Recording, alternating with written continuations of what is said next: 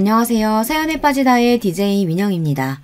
오늘도 두 가지 사연 준비되어 있으니 재미있게 들어주시고요. 구독과 좋아요 버튼도 눌러주세요.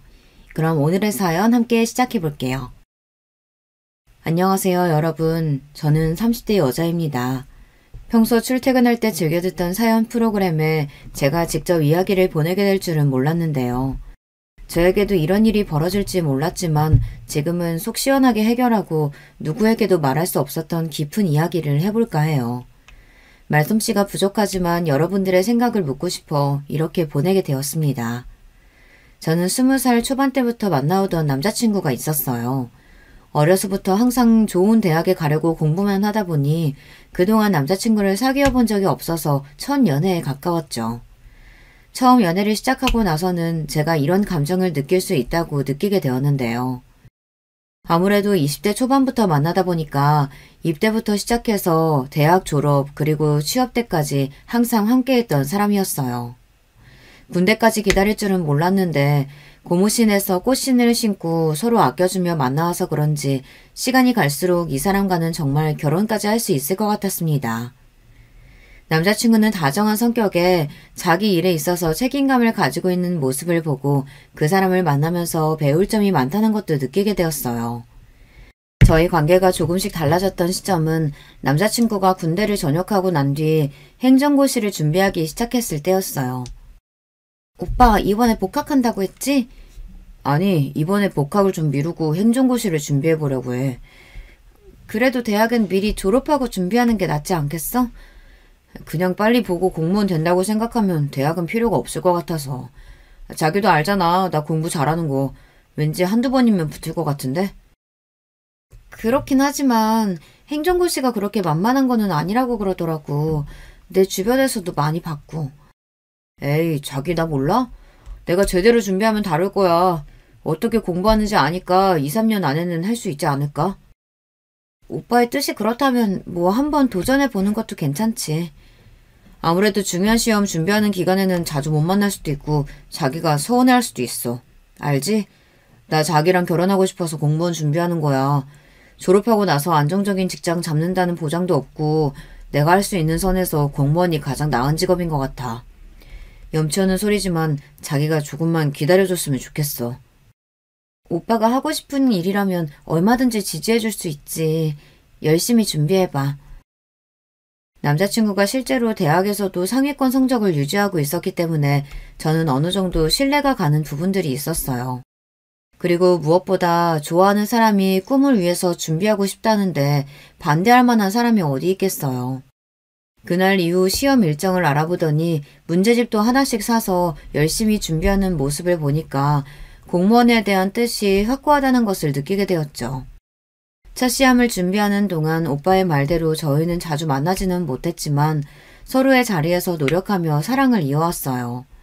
또 시험을 준비하는 남자친구에게 데이트 비용을 부담하라고 이야기하는 건 아닌 것 같아 먼저 취업을 나갔던 제가 대부분 비용을 부담해주고 또 공부하면서 필요한 책들도 많이 구매해 주었어요.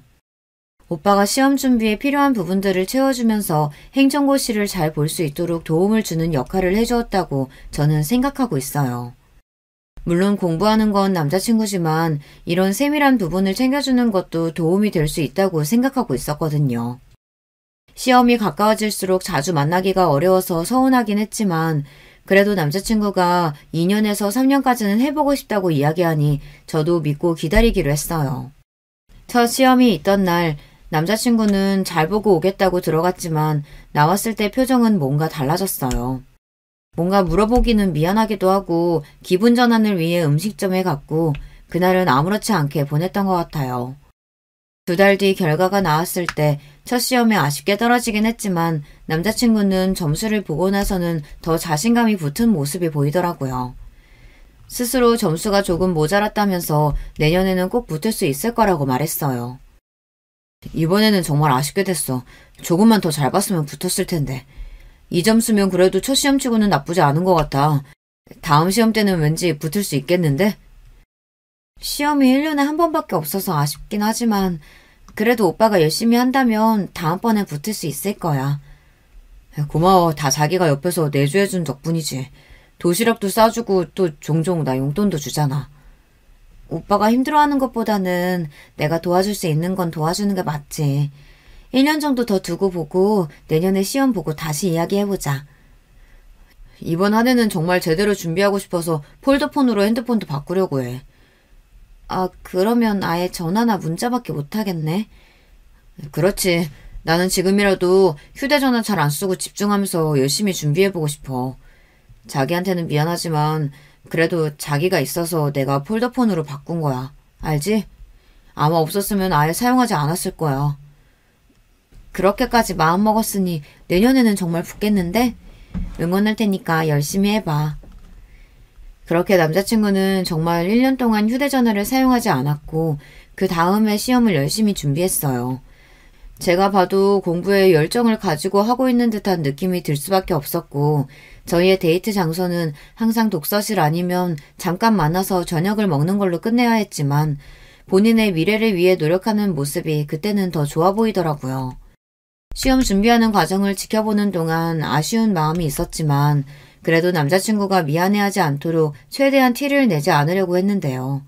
그게 시간이 갈수록 잘 안 되더라고요. 매번 헤어지는 거 너무 아쉽다. 그냥 우리 결혼해서 같이 사는 건 어때? 어차피 할 결혼이라면 나는 차라리 지금 하는 게 낫다고 생각해. 나도 생각을 안 하고 있진 않았는데 그거는 준비가 되어 있어야 하는 거지. 난 내가 결혼할 수 있을 정도로 자리를 잡고 떳떳할 때 하고 싶어. 나도 직장 다니면서 모아둔 돈도 있고 처음에 누가 크게 시작해 작게 시작하는 거지. 그런가? 조금 더 생각해보고 시험 결과 보고 결정하자. 그리고 내가 근사하게 프로포즈 하고 싶은데 결혼 얘기는 이렇게 하는 건 아닌 것 같아. 그래, 일단 시험 준비 열심히 하고 결혼에 대해서는 다음에 얘기하자.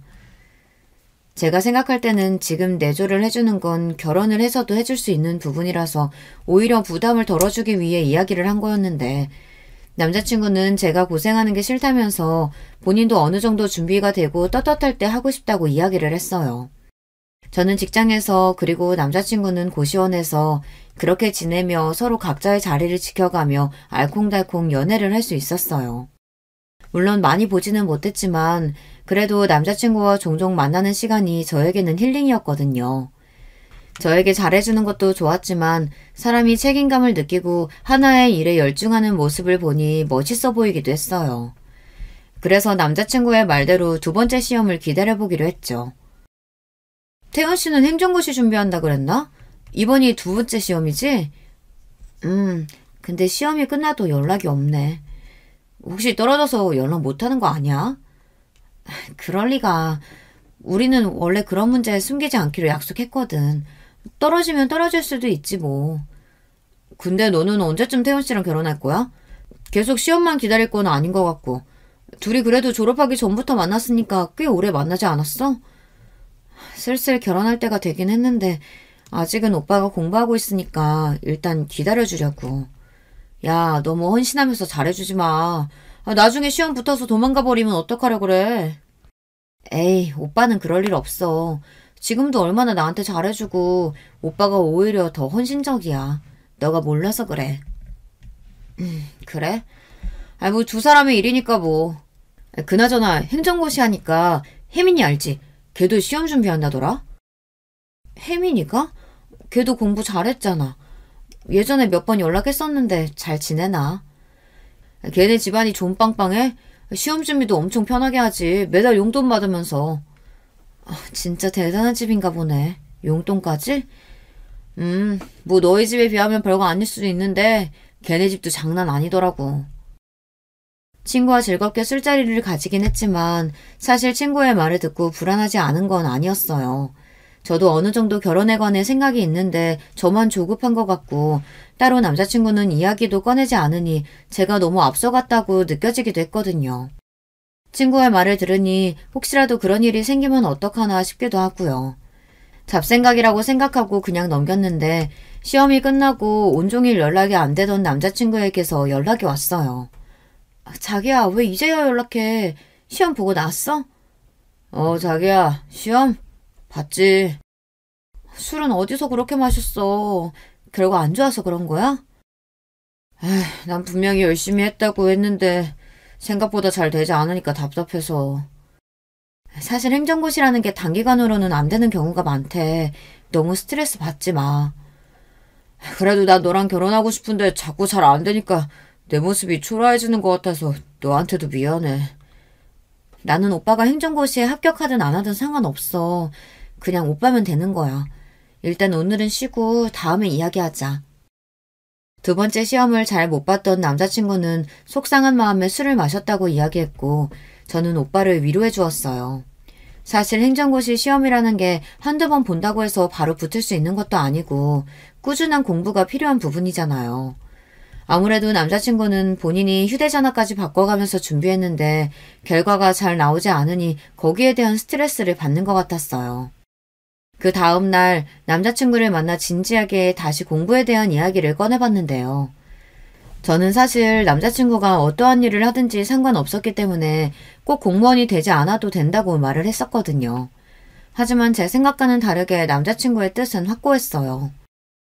이번이 두 번째 시험이라서 선뜻 관두라고 이야기는 못하겠지만 오빠가 너무 힘들다면 그만두는 것도 나는 괜찮다고 생각해. 좋은 경험이었다고 생각하면 되잖아. 하지만 지금까지 공부해오는 것도 있고 한 번 더 준비해보고 싶은데 자기 생각은 그만했으면 좋겠다는 거야? 그런 게 아니라 오빠가 뜻이 있다면 계속하는 걸 지지해줄 수 있지. 하지만 너무 힘들다면 억지로 할 필요는 없다는 거야. 여기까지 온 이상 이대로 안 하는 건 내가 자존심이 상해서 안 될 것 같아. 자기가 힘들겠지만 내가 성공하면 다 꼭 갚아줄게. 1년만 더 기다려줄 수 있겠어? 당연하지. 자기가 공부에 대한 뜻이 있다면 계속 해봐. 확고하게 할 수 있을 것이라고 이야기하는 남자친구를 보며 저렇게 자신감 있게 이야기하는 사람인데 언젠가는 꼭 성공할 수 있을 것 같았어요. 그래서 그 뒤로 저에게 해달라고 하는 건 거의 들어주었던 것 같아요. 저도 남자친구의 미래를 위해 아낌없이 지원해 주었던 것 같아요. 사랑하는 사람이 미래를 위해서 준비한다고 하는데 도와줄 수 있을 때 도와주는 게 마음도 편했거든요. 그 뒤로도 저는 회사로 출근하고 남자친구는 독서실로 출발하는 게 3년 정도 되었을 무렵에는 이번 시험에는 꼭 붙을 수 있길 저도 기도했던 것 같아요. 벌써 내일이네. 결과가 어떻든 간에 나는 오빠 응원하니까 열심히 보고 와. 당연하지. 우리 이번 시험 끝나면 내가 정식으로 프로포즈 할게. 지금까지 기다려줘서 고마워. 시험 잘 보고 와. 이번에는 결과가 어떻든 간에 우리 꼭 결혼하는 거다? 당연하지. 나도 이번이 마지막이라고 생각하고 열심히 보고 올게. 저에게 프로포즈 하겠다고 하던 남자친구의 말을 들으니 이 사람도 저와 미래를 꿈꾸고 있었다는 게 기뻐서 결과가 어떻든 결혼은 추진하는 게 좋겠다는 생각이 들었어요. 저도 나이가 차기 시작했고 부모님들도 언제쯤 결혼할 거냐고 많이 물어보시더라고요.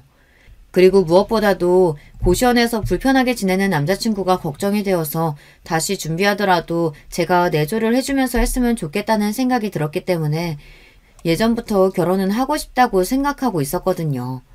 기다리던 시험날이 되었고 자신만만하게 들어갔던 남자친구는 결국 세 번째 시험도 붙지 못하고 떨어지게 되었어요. 이번에는 자신 있다고 이야기했지만 2달 뒤 결과가 나왔을 때는 표정이 좋지 않더라고요. 그 뒤로는 저도 어떤 위로를 해주어야 할지 몰라 등만 토닥거려 주었는데 남자친구는 괜찮다며 이제 현실을 봐야겠다고 말해주었어요. 안타까웠지만 이런 경험도 좋은 경험이라고 생각하겠다고 이야기를 들으니 저도 안심이 되더라고요. 곧이어 남자친구는 저에게 결혼에 대한 뜻을 말해주었는데요. 자기 말대로 시험 때문에 결혼을 미루는 건 아닌 것 같아. 결혼하고 나서도 계속 준비할 수 있는 거기도 하고 자기만 괜찮다면 나는 자기랑 결혼하고 싶어. 나도 오빠와의 미래 그리면서 내가 오빠 옆에 있었으면 좋겠다고 생각했어. 시험은 나중에 준비해도 되고 취업도 천천히 준비하면 괜찮을 거야. 오빠는 능력 있으니까. 이해해줘서 고마워. 내가 너무 이기적으로 굴었던 것 같아. 일단 양가 부모님 찾아뵙고 인사드리고 나도 일자리 한번 찾아볼게. 시험에 떨어진 건 아쉬웠지만 남자친구가 양가 부모님과 찾아뵈면서 인사도 나누고 취업에 대한 의지를 내세우니 저도 남자친구를 지지해주기로 했어요. 처음에는 학교 공부도 다 마치지 않은 상태라서 그런지 남자친구는 취업에 대한 걱정이 가장 큰 것 같더라고요. 그래도 예전보다 의지를 가지는 모습을 보니 저도 옆에서 도움을 주고 싶은 마음에 이제 고시원에서는 나와도 되지 않느냐고 이야기했어요. 이제 오빠도 취업할 건데 고시원에서는 나오는 게 어때? 아, 그것도 괜찮지만 익숙해져서 나중에 우리 결혼할 집 구하면 그때 나와도 될 것 같아. 그래도 되지. 그러고 보니까 오빠 고시원은 이름만 들어보고 근처도 못 가봤네. 아무래도 그렇지. 외부인 출입은 안 되는 곳이니까. 그래도 우리 곧 결혼할 건데 뭐가 문제야. 앞으로 더 많이 보면 되는 건데. 그치. 미래 생각하면 뭐 괜찮지. 저는 그렇게 남자친구와 결혼할 생각에 부푼 마음을 안고 부모님께도 말씀을 드렸어요. 다행히 두 분께서는 이미 남자친구를 알고 계셨어서 쉽게 허락을 받을 수 있었던 것 같아요. 그리고 결혼을 하면서 집도 한 채 해주고 싶다고 하시더라고요. 시집 갈 때라도 한 채 해가는 건 어때? 그럼 태연 오빠가 너무 부담스러워할걸?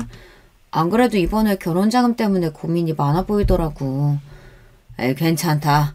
시험 준비하고 있었다며. 그동안 공부하느라 얼마나 했었을 거야. 내가 그동안 봐온 태연이는 믿을만한 애니까 결혼 비용은 걱정하지 말라고 해라. 집이 부담스러우면 식장 비용 정도는 우리가 해줄 수 있지 않니? 그건 그렇죠. 아빠가 아시는 곳 있으시다고 들었는데 거기서 할까요? 최근에 생긴 곳이라 리모델링도 잘 되어 있던데. 나중에 상견례 이후에 두 사람이 다시 얘기해봐라. 네, 아버지, 그럴게요. 서로 양가 부모님께 이야기를 드리면서 부족한 부분들을 어떻게 채워나갈지를 계획을 세워봤는데요. 한동안 취업을 준비한다고 이야기했던 남자친구가 면접도 잘 보고 다니는 줄 알았는데 얼마 전 다시 시험을 준비하고 싶다고 이야기하더라고요. 요즘에는 취업이 더 어렵다고 하던데 그게 딱 맞는 것 같아. 왜? 요즘 연락이 잘 안 와? 이력서는 계속 넣고 있지? 아무래도 학교 공부도 마치지 않았고 내가 다른 경력이 없다 보니까 안 되나 봐. 그래도 잘 찾아보면 분명히 오빠를 알아주는 곳이 있을 거야. 그래서 말인데 내가 계속 준비하던 시험을 다시 준비해보는 건 어떨까? 시험 준비를 다시 하려고? 주변에 보면 5번도 넘게 시험 보는 사람도 있던데 이 정도 점수면 사실 조금만 더 해도 될 것 같거든. 아, 그래? 점수가 어느 정도 나왔는데? 자기는 아마 공무원 준비 안 해봐서 말해줘도 잘 모를 거야. 그냥 간당간당하게 떨어졌어. 진짜 주변에서도 많이 아쉬워하더라고. 나도 그렇고. 저는 남자친구의 점수를 그동안 들어본 적이 없었는데요. 시험에 떨어진 사람에게 그런 부분을 세밀하게 물어볼 필요가 없다고 생각했거든요. 아깝다고만 이야기하니까 도대체 몇 점을 맞았길래 저렇게 자신만만하게 이야기를 하나 싶었어요. 또다시 시험 준비를 시작하겠다는 말을 들으니 저도 그때는 고민이 되더라고요. 두 번째 시험 이후로는 제가 생활비도 보내주고 고시원비도 종종 내주다 보니 금전적으로 또 지원이 계속 들어가고 있었거든요. 그래서 결혼은 어떻게 할 거냐고 물어봤죠. 그럼 결혼은 어떻게 준비하려고? 결혼 준비하면서 나도 시험 준비 다시 해볼게. 오빠, 결혼 준비하면서 시험 준비하는 게 정말 어려운 일인 거 알지? 결혼하면서 해야 할 게 얼마나 많은데. 조금만 넉넉하게 기간 잡고 준비하면 되지. 자기랑 결혼도 하고 싶고 시험도 준비하고 싶단 말이야. 오빠한테 부담이 오히려 많이 될 텐데 한 가지만 하는 게 더 낫지 않겠어? 아니야. 이번에는 꼭 붙어볼게. 결혼 준비도 열심히 하고. 화끈하게 남자친구가 이야기하는 걸 들으니 그게 가능할 일일까 싶었지만 할 수 있다고 하니까 믿어주기로 했어요. 결혼 준비 같은 경우에는 아무래도 시간적인 여유는 제가 더 많아서 남자친구에게 일정이 생기면 그때 미리 말을 해주겠다고 한 뒤 양가 부모님도 뵙고 왔습니다. 결혼을 준비한다는 것은 기뻤지만 한편으로는 남자친구가 잘할 수 있을까에 대한 걱정도 되었던 것 같아요. 하지만 걱정했던 제 예상과는 다르게 결혼 준비에 대해서 남자친구도 협조적이었고 시험도 잘 준비해 나가는 것 같았어요. 만나서 근황을 나누던 중 시험을 준비하는 남자친구를 보니 자연스럽게 친구가 생각났어요. 그러고 보니까 내 친구 중에 혜민이라고 알지? 걔도 이번에 행정고시 준비하고 있다더라고. 아, 그래? 걔 공부도 잘했잖아. 경쟁자가 한 명 늘어났네. 걔도 2-3번 정도는 본 것 같던데 오빠랑 준비하는 기간도 비슷해. 아, 그래? 뭐 잘 준비하겠지. 뭐 그나저나 우리 상견례 식당은 어디로 할까? 내가 리스트 알아왔어. 시험 준비하느라 바쁠 텐데 이런 것까지 알아봤어? 당연하지. 꿈에 그리던 자기와의 결혼인데 이 정도는 해야지. 뭔가 급하게 말을 돌리는 느낌은 있었지만 저랑도 별로 친하지 않은 친구였고 오며 가며 인사만 나누던 사이라 그 뒤로는 딱히 이야기할 것이 없어서 자연스럽게 넘어갔던 것 같아요. 직장을 다니면서 결혼 준비를 한다는 게 쉽지는 않았지만 양가 부모님께서도 저희의 뜻을 따라주셨고 그래서 생략할 수 있는 부분은 생략하고 결혼을 하기로 했어요. 남자친구도 스스로 공부하는 시간을 정해 열심히 하고 있고 저도 직장을 다니면서 결혼 정보를 얻으며 생활하고 있었는데요. 남자친구도 이번에는 굳게 마음을 먹었는지 연락도 잘 안 되고 항상 공부한 사진을 저에게 보내면서 어느 정도 진도를 나갔는지 이야기를 해주었어요. 그런 모습을 보니까 본인의 일에 있어서 열정적인 사람이라 그런지 멋있어 보이더라고요. 하지만 제 행복은 더 이상 커지지 않았어요. 그 당시에 굳게 남자친구를 믿고 있었던 제가 바보같이 느껴진 일이 생겼거든요. 평소처럼 퇴근하고 쉬고 있는데 친구에게서 연락이 오더라고요. 수민아, 너 지금 자? 내가 지금 로데오 나와 있는데 여기 너 남자친구 있는 것 같아서. 아니야. 태연 오빠는 잔다고 해서 내가 알겠다고 했는데? 그래? 내가 잘못 본 건가? 분명히 태연 오빠 같았는데. 아니야. 시험 준비하는 사람이 지금 나가서 뭘 하겠어. 그렇지? 게다가 여자랑 있었으니까 아니겠다. 내가 잘못 봤나 봐. 미안해. 쉬고 있는데. 잘 쉬고 다음에 얼굴 좀 보자. 친구의 말이 왠지 찝찝하긴 했지만 남자친구가 기를 일이 전혀 없었기 때문에 의심을 더 하진 않았어요. 하지만 얼마 뒤에 이야기를 남자친구에게 해주었을 때 미묘한 표정 변화를 보고 나서 뭔가 이상하다 싶었어요. 오빠, 내 친구 지혜 알지? 걔가 얼마 전에 로데오에서 오빠 봤다더라? 나를? 어디서? 언제? 뭐야, 왜 그렇게 당황해? 진짜 밖에 나갔었어? 아니, 당황한 게 아니라, 난 당연히 공부만 하고 있는데 나를 봤다니까. 그래서 내가 오빠 다시 시험 준비하는 것 때문에 공부하고 있을 거라고 했거든. 그 뒤로는 별말 없었고? 무슨 말? 내가 아닐 거라고 하니까 그럼 본인이 잘못 봤던 것 같다던데? 그치? 그 친구가 잘못 본 거야. 그날도 내가 공부한 거 사진 보내줬잖아. 그때 당시에 문제 삼지 않았으니 지난 일이라고 생각하고 있고 남자친구가 아니라고 하니 그 말을 믿었던 것 같아요. 당황스러워하는 것을 보니까 사실 여자의 촉으로는 뭔가 이상한 게 있었는데요. 저도 그 당시에 결혼 준비로 바쁘고 남자친구가 보내주는 사진으로 안심하고 있었기 때문에 신경은 안 썼던 것 같아요. 하지만 제가 너무 풀어주고 있었던 걸까요? 사진은 매일 보내긴 했지만 뭔가 이상하다는 느낌이 계속 들었어요. 그래도 8년을 만나온 사람인 만큼 믿고 괜히 의심하지 말자고 생각하고 있었기 때문에 따로 터치하진 않았어요. 의심은 계속되었지만 괜히 이걸 들춰봤자 저만 상처를 받을 것 같다는 생각이 들었거든요. 또 평상시에는 결혼 준비도 잘 도와주고 공부도 열심히 하는 것을 보니 그 뒤로는 또 신경을 쓰지 않던 중 친구랑 대화하다가 한 번 더 이런 일이 있으면 그땐 물어볼 필요가 있겠더라고요.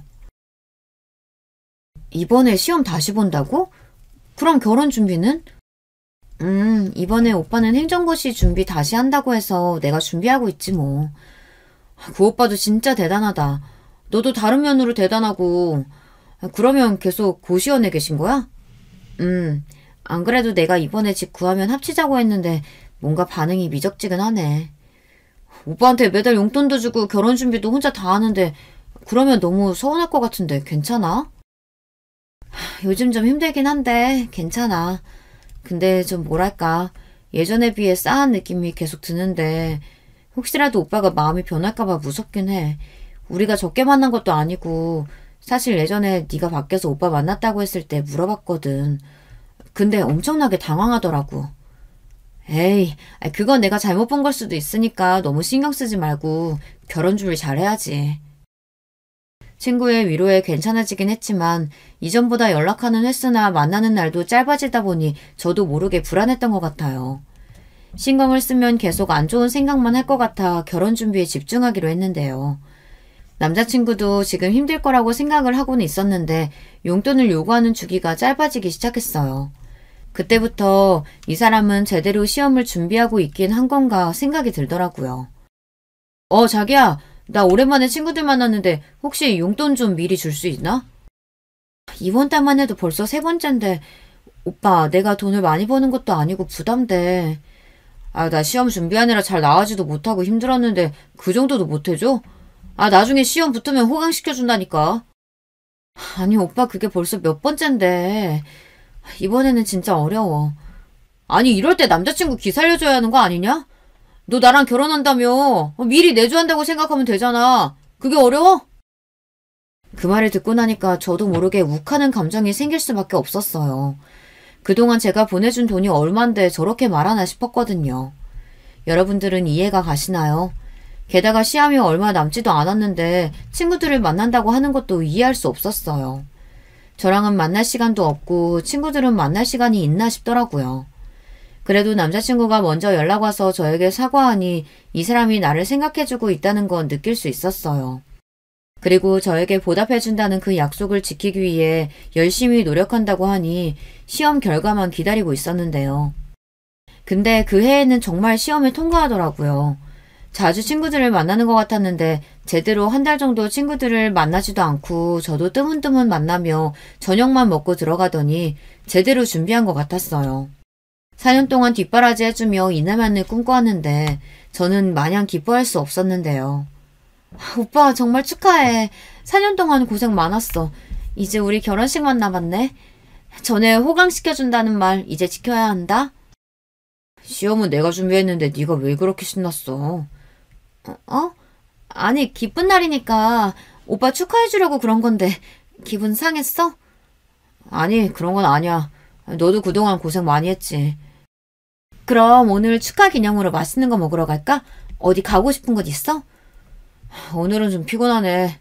친구들도 자꾸 오라고 난리고. 자기랑은 다음에 저녁 먹어도 되지? 그래도 나랑 같이 저녁 먹고 가주지. 나도 오빠 시험 합격한 거 많이 기다렸고 축하도 해주고 싶은데. 아니면 나도 오빠 친구들을 보러 같이 갈까?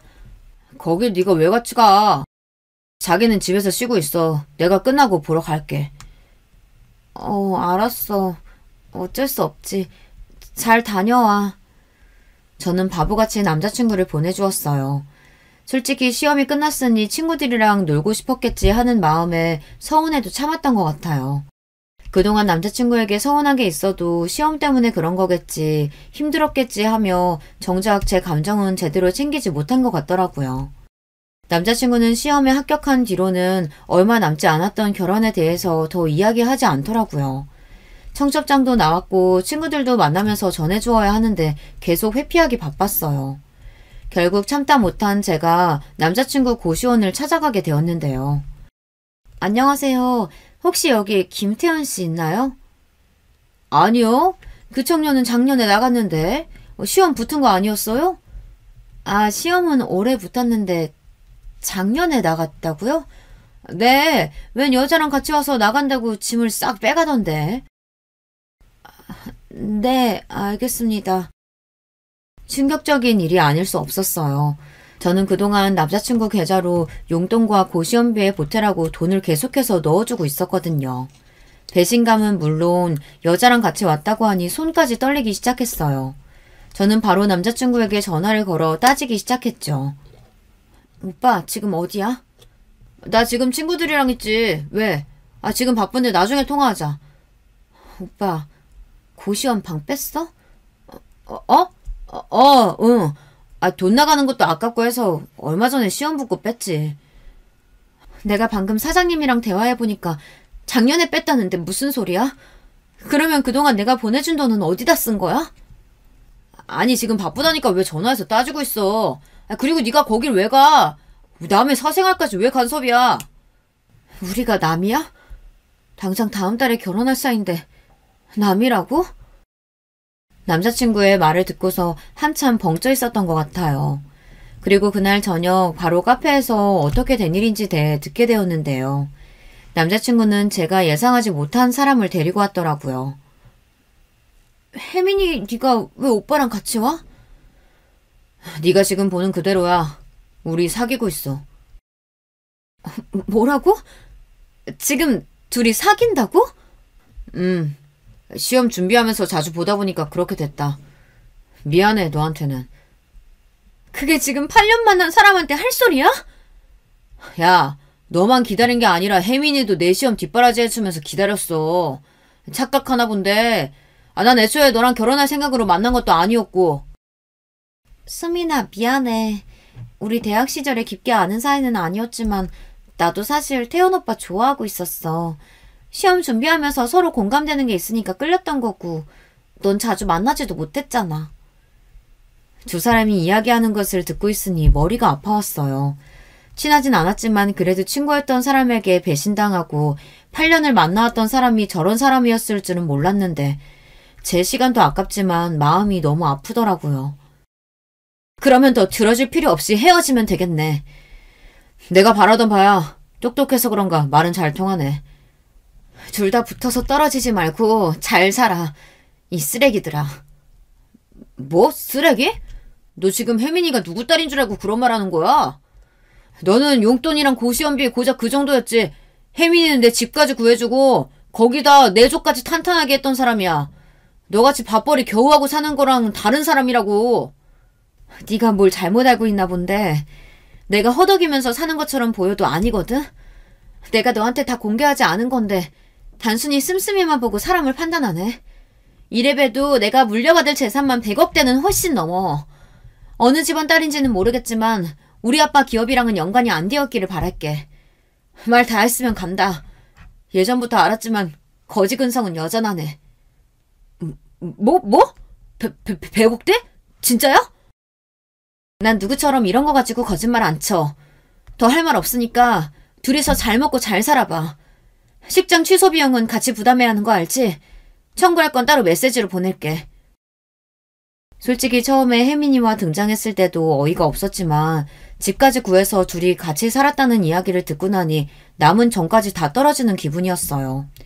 사실 저는 대화를 하러 가기 전 좋아하는 마음이 있으니 혹시라도 흔들리진 않을까 걱정이 되었거든요. 하지만 남자친구가 있는 정까지 다 떨어뜨려주니 홀가분하게 나올 수 있었던 것 같아요. 뒤에서 붙잡는 소리가 들렸지만 저는 신경 쓰지 않고 청첩장을 나눠주었던 지인들 그리고 가족들에게 파혼 소식을 알려주었는데요. 이런 부분에 있어서 칼같이 정리하는 성격이라 그런지 마음 정리를 하는 데까지 오랜 시간이 걸리지 않았던 것 같아요. 어쩌면 저도 예전부터 감정적으로 정리를 하고 있었던 것일 수도 있고요. 물론 슬프긴 했지만 결혼을 하기 전에 저런 사람이라는 걸 알아서 다행인 것 같았어요. 그리고 남자친구에게는 청구비가 폭탄으로 날아가게 되었는데요. 제가 결혼식에 대한 로망이 있다 보니 꽤 큰 곳으로 하려고 비싼 곳에 예식을 잡아두었거든요. 그만큼 취소하고 나서 손해를 본 금액이 클 수밖에 없었어요. 하나 둘씩 정리를 하다 보니까 행복해 보이는 사진을 보게 되었는데 그때는 좀 씁쓸하더라고요. 남자친구는 그날 이후로 계속 저에게 미안하다며 전화와 문자를 해오고 있는 상황이었어요. 흔들릴 필요도 없다는 생각이 들어 손해를 본 금액만 문자로 보내주니 더 난리더라고요. 자기야, 내가 진짜 미쳤었나 봐. 그동안 뒷바라지 해준 건 넌데 잠시 한눈에 팔았어. 우리 이렇게 끝내면 안 되는 거잖아. 이미 식장도 취소했고 부모님께도 말씀드렸어. 아빠도 너한테 엄청 실망하셨던데. 돈 많은 사람 좋으면 혜민이랑 살면 되잖아. 아니야, 나한텐 너밖에 없어. 진짜야. 그동안 걔가 나한테 입에 발린 말로 계속 유혹했어. 그래서 그런 거야. 걔네 집이 돈 많다는 걸 알고 너가 접근했던 건 아니고? 그리고 자산이 있다는 얘기 듣자마자 나한테 붙는 거 보면 돈에 미치긴 미쳤구나. 박쥐도 아니고 이곳저곳 붙어다니면서 부끄러운 줄 알아. 그리고 좋은 말 할 때 돈 보내. 손해본 게 얼만 줄 알면 너 기절하겠다. 내가 그동안 쌓은 정이 있어서 그나마 봐준 거라 그 정도지. 다 청구하면 그 금액의 절반도 안 돼. 내가 잘못했어. 우리 좋았잖아. 그때로 다시 돌아가자. 나 이제 공무원이야. 게다가 5급인데 이제 너 먹여 살릴 수 있어. 나 믿고 다시 잘 해보자. 미안한데 네 쥐꼬리만한 월급 받아봤자 내가 달에 받는 임대료보다 훨씬 적어. 난 이 돈으로 평생 여유롭게 살 테니까 넌 너대로 잘 살아. 사람을 돈으로만 보는 사람이 저보다 더 좋은 사람을 만날 수 있을까요? 아무 조건 없이 남자친구를 사랑했는데 이렇게 배신을 당할 줄은 몰랐네요. 제가 상처를 받은 만큼 복수를 하고 싶은 마음에 친구에게 이 소식을 전했는데요. 그 친구가 발이 넓은 편이라 분명히 이 이야기가 퍼질 거라고 생각했거든요. 나 파혼했어. 얼마 전에 만났는데 그 자리에 혜민이까지 데리고 오더라. 둘이 3년을 만났대. 와, 진짜 미친 거 아니야? 대박이다. 너 그 자리에서 가만히 있었던 건 아니지? 뺨 한 대를 못 치고 온 게 후회가 되긴 하는데 괜찮아. 걔 우리 집이 어떤 집인지 모르잖아. 그래서 내가 가지고 있는 건물 몇 개 말해주니까 바로 표정 창백해지던데? 야, 혜민이도 그럼 돈 보고 만난 거네. 집도 구해주고 용돈도 줬다는데 나한테 쥐꼬리만큼 해줬다고 혜민이보다 못하다더라고. 잘 헤어졌다. 진짜 너가 그동안 헌신한 거 생각하면 내가 가서 한마디 해주고 싶다. 안 그래도 어떻게 복수할까 생각 중인데 뭔가 코를 제대로 밟아주고 싶단 말이지. 일주일 뒤에 동창회 있잖아. 거기에서 얘기해버려. 동창들은 니네 둘이 다 결혼할 줄 알아. 친구의 이야기를 듣고 나니 동창회 날을 기다리면서 관리도 열심히 하고 그날 가서 파혼 소식을 제대로 알리기로 했어요. 솔직히 제가 8년 동안 만난 사람한테 뒤통수를 맞았는데 그 정도는 해도 되는 거잖아요. 그래서 그날만을 기다리며 미리 옷도 사두고 일부러 차를 바꾸려고 했던 시즌이라 남자친구가 꿈의 차라고 외치던 외제차도 하나 끌고 가기로 했어요. 그 정도는 해줘야 배가 아플 것 같았거든요. 드디어 당일날이 되고 당시에 졸업했던 친구들이 많이 모였어요. 결혼을 축하한다는 이야기부터 시작해서 저에게 말을 거는 친구들이 많더라고요. 솔직히 안 올 줄 알았던 혜민이도 그 자리에 있어서 뻔뻔스럽다는 생각이 들었는데요. 사람들이 모이기 시작하고 곧이어 남자친구도 도착했는데 저를 보고 깜짝 놀라더라고요. 저는 평상시에 남자친구에게 보여주지 않았던 명품들을 다 가지고 갔었기 때문에 아마 제가 가지고 있는 명품을 보고 놀란 것 같았어요. 자신감 있는 모습으로 친구들 사이에 둘러싸여 있는데 저에게 와서 말을 걸더라고요. 자기 오늘 예쁘게 하고 왔네. 자기? 우리 헤어진 지가 언젠데 아직도 자기야. 어? 너네 헤어진다고? 다음 달에 결혼한다며? 헤어진 거 아니야. 다음 달에 결혼하는 거 맞고 우리가 좀 다퉈서 그래. 자기야, 아직도 많이 화난 거야? 내가 미안하다고 했잖아. 손 치우고 다들 모인 것 같으니까 이제 이야기할게. 우리 파혼한 거 맞아. 니네가 시간 내서 와준다고 했는데 일이 이렇게 돼버렸네. 니네가 가장 궁금해할 이유부터 설명해주자면 여기 있는 혜민이랑 태연 오빠가 눈이 맞아버렸지 뭐야? 제 이야기에 사람들은 웅성거리기 시작했고 혜민이는 얼굴이 빨개진 채 어쩔 줄 몰라 하는 게 보였어요. 남자친구도 당황하면서 아니라고 해명을 하기 시작했는데요. 아니야. 나 쟤랑 인사만 하던 사이고 바람 피지도 않았어. 다 거짓말이야. 내가 시험 붙고 나서 신경 못 써준 건 맞지만 그렇다고 이렇게 할 필요는 없잖아. 내가 그럴 줄 알고 미리 다 준비해왔어. 자기야, 내가 진짜 미쳤었나봐. 그동안 뒷바라지 해준 건 넌데 잠시 한눈 팔았어. 우리 이렇게 끝내면 안 되잖아. 이미 식장 취소도 했고 부모님께도 말씀드렸어. 아빠도 너한테 엄청 실망하셨던데. 돈 많은 사람 좋으면 혜민이랑 살면 되잖아. 아니야, 나한테 너밖에 없어. 진짜야. 그동안 걔가 나한테 입에 발린 말로 계속 유혹했어. 그래서 그런 거야. 제가 공개한 파일에는 남자친구의 목소리가 그대로 담겨 있었고 틀자마자 친구들은 모두 큰 소리를 내며 웅성거리기 시작했어요. 와, 그럼 지금까지 뒷바라지 해준 여자친구 버리고 지금 혜민이한테 갔다는 거잖아? 정신 나간 거 아니냐? 어떻게 사람이 저러냐? 아니, 그러고 보니까 예전에 이 근처에서 태연이 본 거 같은데. 그럼 그때 수민이가 아니라 혜민이랑 있었던 거네? 군대도 기다려주고 다 했는데 어떻게 저러냐? 근데 혜민이네 잘 사는 집 맞아? 쟤도 학교 다닐 때 얘기 많았잖아. 허세 부린다고. 맞아. 계산할 때마다 사라지고 본인이 손다면서 우리가 다 냈잖아. 태연이는 제대로 알아보고 만난 건가? 그때부터 분위기가 소란스러워지기 시작하자 혜민이도 가만히 있을 수 없었는지 서서 나가려는 액션을 취하더라고요. 그걸 본 친구들은 혜민이에게 정말 사실이냐며 물어보니 아무 말도 못하고 있던 혜민이는 저를 향해 이야기했어요. 아니야, 다 거짓말이야.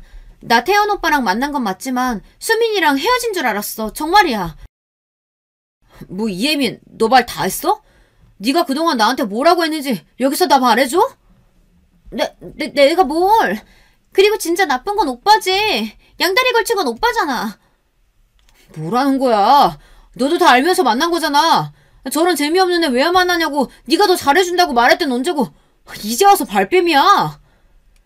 동창회는 두 사람의 싸움으로 번지기 시작했고 친구들은 모두 둘 다 똑같다며 혀를 차기 시작했어요. 저에게 와서 위로도 해주고 같이 욕을 해주는 친구들이 있으니 뭔가 후련하기도 하고 한편으로는 씁쓸한 마음도 생기더라고요. 그래도 제대로 한번 먹였다는 건 확실했어요. 이제 모르는 친구들도 없을 거고 다들 두 사람을 피할 것은 분명했으니까요. 그렇게 한번 터뜨리고 나니까 속도 후련해지고 동창회를 정리하고 밖으로 나가니 남자친구가 기다리고 있었어요. 이러니까 네 속이 시원해? 당연하지. 니들이 한 짓을 생각하면 아직도 멀었는데 그동안 만난 정이 있으니 이 정도인 거야. 내가 사과도 하고 앞으로 안 그러겠다고까지 했는데 이렇게 내 인간관계까지 망쳐놓은 게 말이 돼? 그럼 반대로 너는 혜민이랑 바람핀 건 말이 되는 거고? 날 몇 년이나 속였는데 이 정도도 못하면 불공평하지. 진짜 내가 잘못했다고 하잖아. 한 번 실수한 거 가지고 이렇게까지 할 일이냐고. 미안한데 너는 한 번이라고 생각하지? 몇 년 동안 날 속아가면서 받았던 돈, 결혼 준비하면서까지 바람핀 사람을 믿으라고? 행정고시도 패스한 사람이 그 정도 머리는 안 돌아가나 봐? 제 마지막 말을 끝으로 남자친구는 더 이상 이야기를 하지 않았고 저는 그대로 외제차를 끌고 집으로 돌아와 버렸어요. 엄마께서는 제 표정이 좋지 않으니 더 묻지 않으셨고 아빠께서는 화가 많이 나셨더라고요. 그래도 결혼하기 전에 알아서 이 정도였지 결혼을 했으면 이혼 절차도 밟아야 하고 일이 더 복잡해질 뻔했네요. 동창회 뒤로도 남자친구가 종종 문자를 해오긴 했지만 결혼식을 준비하면서 들었던 비용의 절반을 받고 난 뒤로는 아예 차단을 해두었어요. 그리고 혜민이는 그 뒤로 동창들의 이야기를 들어보니 완전히 다른 친구들에게도 차단을 당한 상태라고 해요. 진짜 친하게 지냈던 절친들에게도 본인이 잘못한 건 없다며 우겼다고 하네요. 사람은 고쳐 쓰지 못한다고 예전부터 친구들 사이에서도 이야기가 많았는데 이번에 제대로 알았다고 해요. 너 그때 나가고 나서 분위기 장난 아니었어. 그럴만도 하지. 들어보니까 예전부터 말이 많았다면서? 말도 마. 야, 걔한테 심지어 돈 뜯긴 남자애들도 있다던데? 게다가 거기에 걔 예전 남자친구가 있었는데 만나는 시기가 태연 오빠랑 겹치더라고.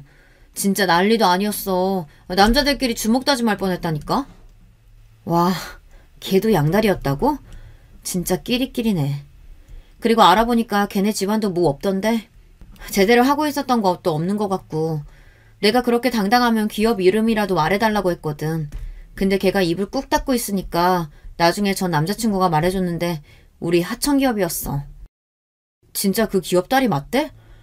맞으면 그것도 문제인 게 그럼 그동안 왜 그렇게 살았을까? 내가 알아봤을 땐 그 사장님 딸은 아니었고 회사 직원 딸이었대.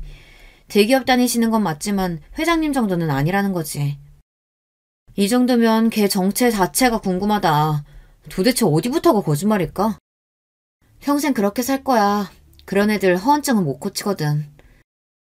그 뒤로는 저도 물려받은 자산으로 그동안 일을 배우며 있었던 회사에서 독립해 한 회사의 CEO로 지내고 있어요.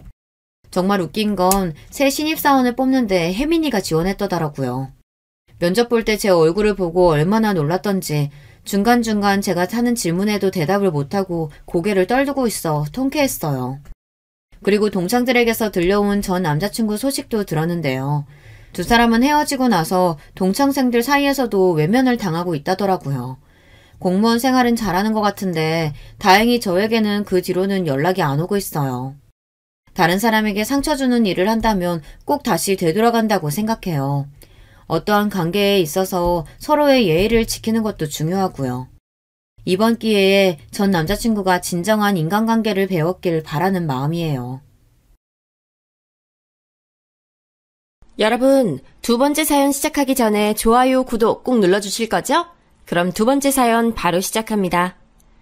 안녕하세요. 제가 유튜브를 하는 유일한 이유라고 할 수 있는 사연에 빠지다에 제 부족한 경험담이나마 공유해 볼 수가 있어서 꽤나 기분이 좋습니다. 집이 가난해서 종이에 그림을 원대로 그릴 수 없었던 대신 상상으로 미래를 그렸던 10대 소녀 시절의 저는 풋풋한 감성과는 반대로 일찍이 돈벌이에 뛰어든 현실을 살고 있었어요. 그 시절이라면 가난했던 집집마다 공통점이 있었죠. 다들 못 먹고 사는 만큼 못 배웠다는 사실이에요. 사남매 중에 둘째였던 저는 부끄럽고 안타깝게도 중학교에마저 진학하지 못하고 공장에 다녀야 했습니다. 엄마, 정말 나까지만 공장에 가서 돈 벌면 우리 영준이랑 영선이는 중학교 갈 수 있는 거 맞죠? 오빠나 나처럼 다니고 싶은 학교, 배우고 싶은 공부 이렇게 일찍 포기해야 되는 게 아니라 본인들이 하고 싶은 만큼 학업 이어나갈 수 있는 거죠? 아버지하고도 약속 다 된 거잖아요. 그쵸? 그래, 맞아. 넌 왜 이렇게 의심을 하면서 자꾸 캐묻니? 우리 집 장남하고 장녀만 미안하기 싫이 고생 좀 해주면 우리 집 차남하고 차녀는 실컷 공부시켜줘야지. 그럼 지들도 고마운 마음 가지고 열심히 공부해서 너네한테 은혜 갚으려고 하겠지. 옆 동네 공장에 나가기 시작했던 제 나이 고작 14살이었어요.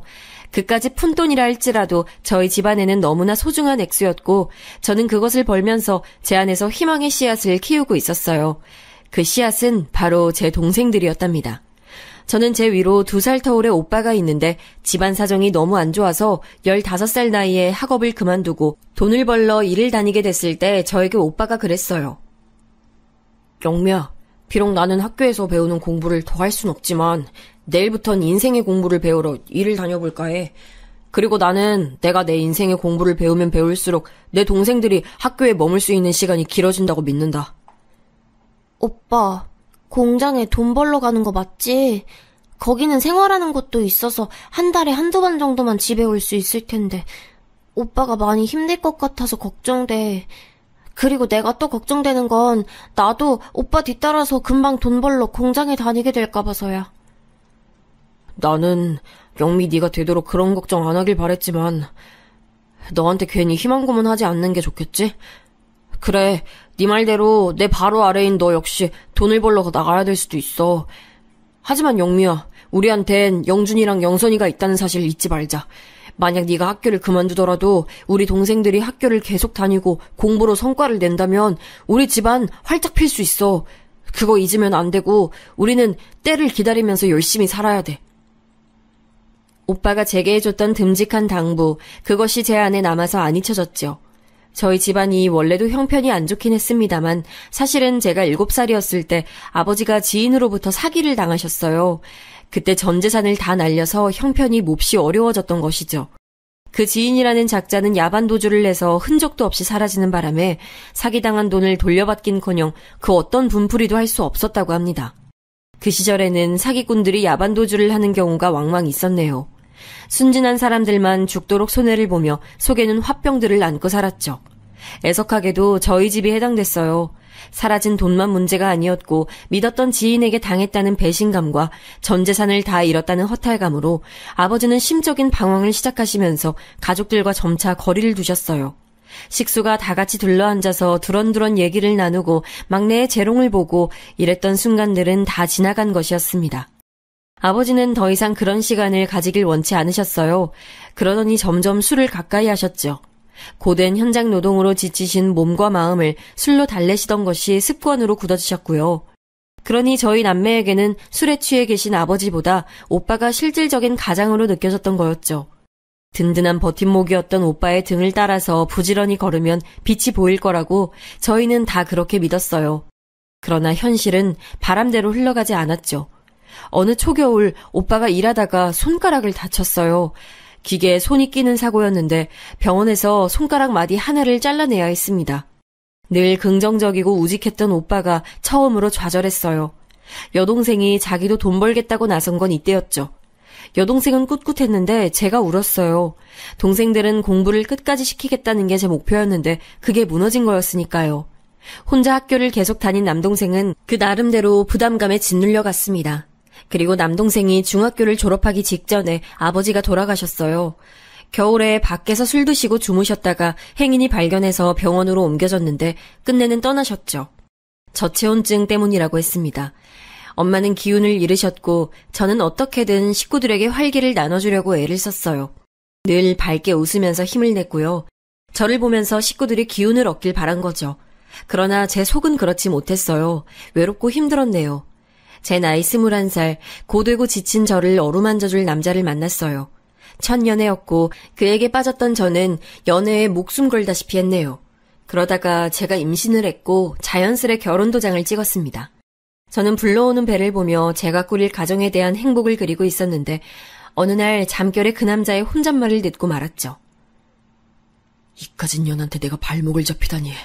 임신이라는 수를 써서 나를 묶어도 화딱지가 나서 참을 수가 없네. 좁은 단칸방에서 그게 참 잘 들렸어요. 저는 애써 자는 척을 이어가며 서러운 눈물을 삼켰죠. 그 남자가 저를 원하지 않는다는 현실을 마주하기 무서워서 회피했습니다. 딸아이는 무사히 태어났지만 이후의 일상은 그렇지 못했어요. 결국 딸이 2돌을 넘겼을 때 이혼했습니다. 그 남자는 홀가분하게 떠나버렸죠. 저는 이혼 딱지 붙은 여자가 돼버렸고 하필 그때 여동생은 드디어 사무 취업한 곳에서 요즘 말로 사내 왕따를 당하며 우울증에 시달리고 있었고요.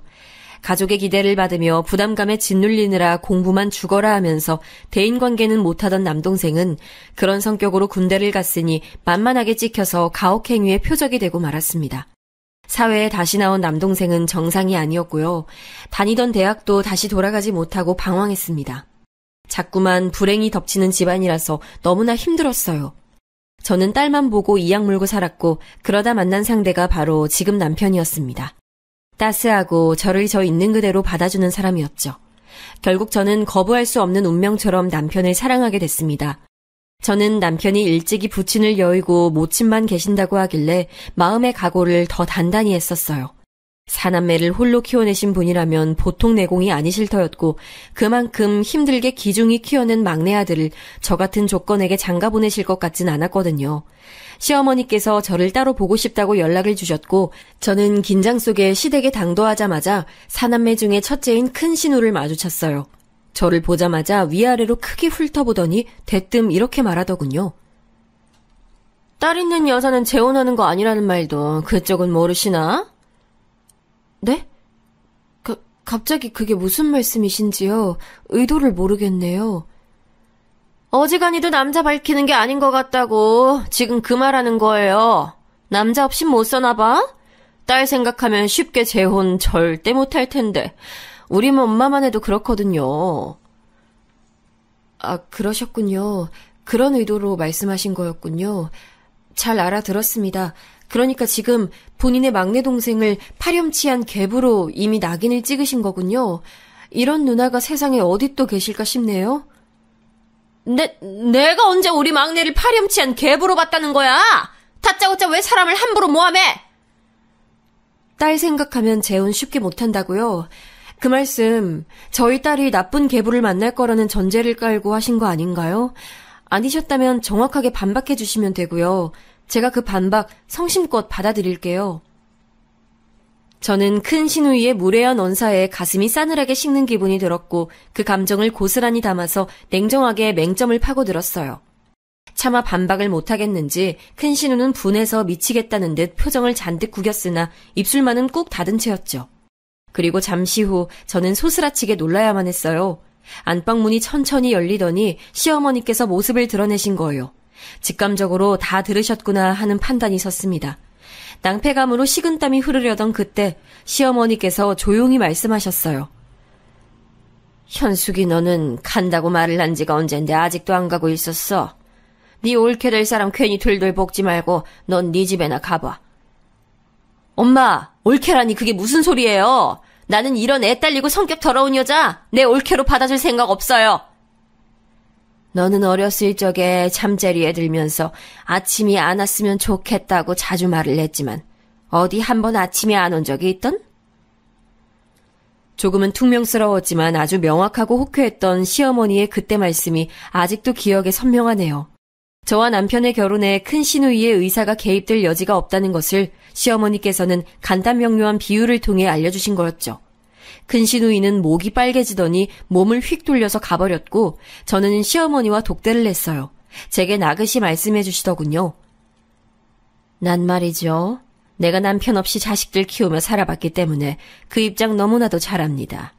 홀로 자식들만 보고 살아온 길, 그 선택에 한 점 후회는 없지만 만약 지금 내게 남편과 사별했을 때 당시에 나를 향해 말을 전할 수 있는 기회가 주어진다면 이렇게 말할 것 같아요.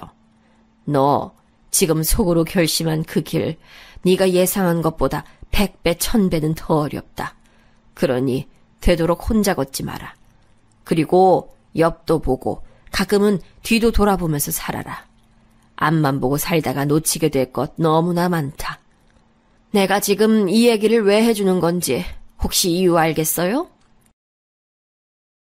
홀로 감내해 오셨을 모진 시간들, 그 뼈저리게 아픈 경험을 당신이 아닌 누군가가 똑같이 겪지 않길 바라시는 것이 시어머니의 마음이었던 거예요. 저는 왜 시어머니께서 저라는 부족한 조건을 두고 기꺼이 고민을 해주셨으며 저를 따로 보자고 하셨는지 그제야 알 것 같았죠. 시어머니께서는 저를 통해 당신을 투영해보고 계셨습니다. 그것을 알아챈 제가 눈물을 훔치며 고개만 연신 끄덕였어요. 입술이 덜덜 떨려서 차마 감사하다는 인사말조차도 안 나오더군요. 큰 시누이의 무례함 앞에서 저는 냉철해졌지만 시어머니의 자비 가득한 포용 앞에서는 쪽도 못 쏴보고 눈물바람이었네요. 시어머니께서는 그런 저의 손을 가만히 잡아주셨죠. 우리 막내 현석이 자기 형 누나들보다 아버지 사랑 못 받고 자라서 불쌍한 아이예요. 내 평생 아픈 손가락입니다. 당최 누구를 닮은 건지 성격도 무르고 순진하고 순수해서 당하기만 하고 살까봐 걱정되는 자식이고요. 그런 우리 막내 부디 잘 부탁할 테니 예쁘게 잘 살아봐요. 네, 그럴게요. 꼭 예쁘게 잘 살아 보이겠습니다. 저 받아주셔서 정말 감사합니다. 앞으로 지켜봐 주세요. 그로부터 3달 후에 아주 약소하지만 행복이 넘쳤던 저희만의 특별한 결혼식을 올렸어요. 양가에서 올 수 있는 모든 사람들은 그 자리에 다 왔습니다. 넓은 정원이 딸린 식당 하나를 시어머니의 지인분께서 아주 저렴한 가격에 대여를 해주신 덕택에 그곳에서 결혼식을 올렸고요. 의자가 넉넉하게 준비되어 있다고 믿었는데 하객이 하도 많이 와서 부족했어요. 결혼식 다 끝나고 사흘 뒤였나 작은 시누이가 새침하게 저를 향해 말했어요. 저기 올케, 솔직히 쥐뿔 잘난 것 하나 없는 데다가 애까지 달렸다고 하길래 나는 올케의 존재가 괜히 주는 거 없이 싫고 미웠거든? 그런데 형식만 차리려고 진행한 결혼식에 사람이 많아도 그렇게 많을 수가 없는 걸 보고 내가 너무 신기하더라. 이 정도면 올케를 내가 반쯤은 인정해줘야겠구나 싶어지지 뭐야? 올케 생각은 어때? 아, 글쎄요. 전 잘 모르겠어요. 형님 좋으실 대로 하세요. 반쯤 인정해주시든 반에 반쯤 인정해주시든 그건 형님 마음이니까요. 이내 제 반응에 작은 시누이는 얼어붙었고요. 제가 본인에게 굽신거리면서 반쯤이라도 감사합니다라고 인사하길 원했던 모양이었는지 제 반응이 마음에 들지 않는다는 표정이 되어서는 저를 한껏 째려봤었죠. 사람 좋은 남편은 자기 가족 얘기를 나쁘게 하는 걸 기피했기 때문에 저에게 대놓고 말은 안 했지만 딱 보면 느낌이라는 게 있잖아요. 윗 형제들이 온순한 막내를 억누르고 이용해오며 살았을 것 같았죠. 그래서 저는 남편의 형제들이 제 안에서 살갑게 느껴지질 않았네요. 감사하게도 축의금이 예상보다 훨씬 더 많이 들어온 덕분에 저희 부부는 가난한 출발보다는 단란한 출발이라는 표현이 어울리는 결혼 생활을 시작했고 정식으로 아빠가 생긴 것에 저희 딸도 무척이나 좋아했어요. 남편과 딸은 쿵짝이 잘 맞는 부녀지간이라 제가 보고만 있어도 흐뭇했답니다. 그런데 사람 직감이라는 거 참 무섭더군요. 맞아도 너무 잘 맞아서요.